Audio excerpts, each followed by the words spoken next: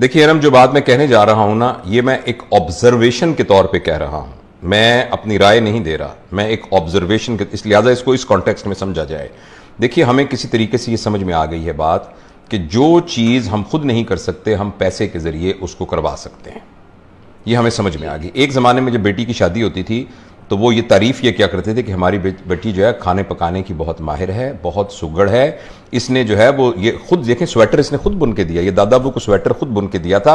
घर के सारे काम कर लेती है, जो शलवार में डालने वाले नाले हैं वो भी खुद बुन लेती है।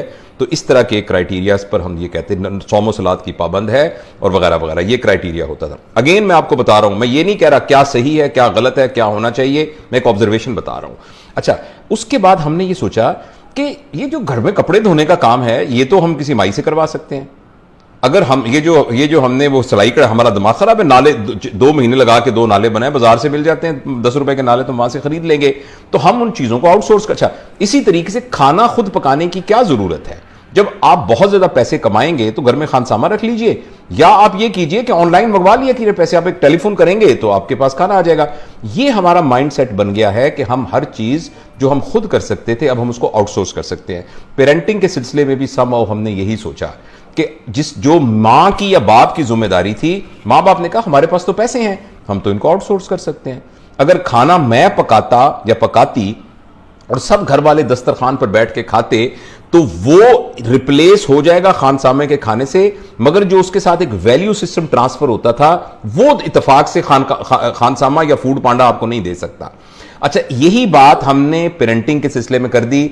मां बाप की तरबियत थी कि बच्चों को हमने पढ़ाना है, लिखाना है, तरबियत करनी है, सिखाना है, हमने वो आउटसोर्स कर दिया महंगे स्कूलों के पास। अच्छा, शाम को हमने बच्चों को गोद में लेके बैठ के तरबियत करनी थी, ये हमने आउटसोर्स कर दिया एकेडमीज के पास और ट्यूटर्स के पास। तीसरा, हमने बच्चों के साथ तफरीह करनी थी, तो हमने तफरीह के लिए उनको 1.5 लाख रुपए के ना छोटे छोटे अब्बू जी या अम्मी जी जिनका नाम मोबाइल फोन होता है या स्क्रीन, उनको ले दी कि बेटा ये हमने आउटसोर्स कर दिया, now this is your mama and this is your पापा।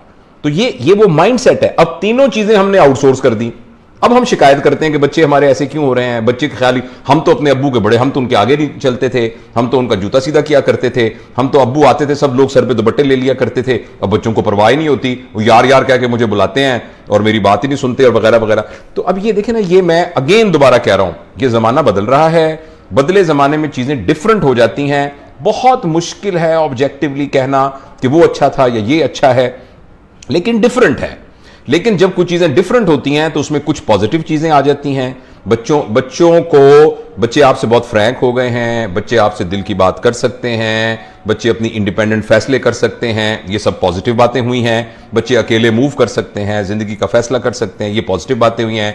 नेगेटिव बातें हुई हैं कि ये इसकी कॉस्ट पर हुआ है कि आपके रिलेशनशिप वीक हो गए हैं, और रिलेशनशिप के वीक होने की वजह से मुआशरे के अंदर जो एक फैब्रिक होता है वैल्यू सिस्टम का, वो बहुत ज्यादा कमजोर हो गया है, और उसके कमजोर होने के बहुत सारे साइड इफेक्ट्स हुए हैं। और इन सब, जैसे आपके सवाल का जवाब इस सिलसिले में यही था कि चूंकि हमें समहाउ पैसे पर जोम आ गया है, हमारा यह ख्याल है कि हम पैसे से सब चीजें ले सकते हैं। पैसे से आप गैजेटरी ले सकते हैं, पैसे से आप एसी ले सकते हैं, पैसे से आप एसी ले सकते हैं, सुकून वाली नींद नहीं ले सकते। मेरी बात समझ रहे हैं ना? पैसे से आप आसानियां ले सकते हैं, आप खुशियां नहीं ले सकते। पैसे से बच्चों को कंफर्टेबल करके आला तालीमी इदारे की डिग्री ले सकते हैं, लेकिन बच्चों की तरबियत नहीं कर सकते। तो तरबिया, जो अरबी का बड़ा जबरदस्त लफ्ज है तरबिया, हम तरबिया को कंफ्यूज करते हैं ट्रेनिंग के साथ। ट्रेनिंग का उर्दू तर्जुमा है सिधाना। कभी आप देखिए, आप जंगल से एक भालू को पकड़ के लाइए, इतना बड़ा जानवर होता है भालू, अगर आपको यूं पकड़ ले तो भेज के रख देगा, हड्डियां तोड़ देगा। उस भालू को ना आप एक स्टूल पे बिठा देते हैं, एक मदारी डुगडुगी बजा रहा होता है और वो स्टूल पर बैठ जाता है। एक बंदर को लेके आप तार के ऊपर स्टिक लेके डांस करना सिखा देते हैं, तोते से आप तोप चलाना सिखा देते हैं। इसको कहते हैं सिधाना, जिसको कहते हैं ट्रेनिंग। हम अपनी पेरेंटिंग को भी ट्रेनिंग समझ रहे हैं कि बच्चों को हम ऑपरेशन करना सिखा देंगे, वो डॉक्टर बन जाएगा, बहुत ज्यादा पैसे कमाएगा, उसको हम ये सिखा देंगे। ये सिधाना है, ट्रेन करना है। जो पेरेंटिंग है, पेरेंटिंग का मतलब है अंदर से वो चेंज हो जाए। मेरे नजदीक पेरेंटिंग का मतलब यह है कि एक शख्स अंदर से अपनी चॉइसेस के सिलसिले में बिल्कुल क्लीन हो जाए। जब अच्छाई और बुराई उसके सामने आए तो उसके अंदर इनर पावर इतनी हो कि वो अच्छाई को इख्तियार करे।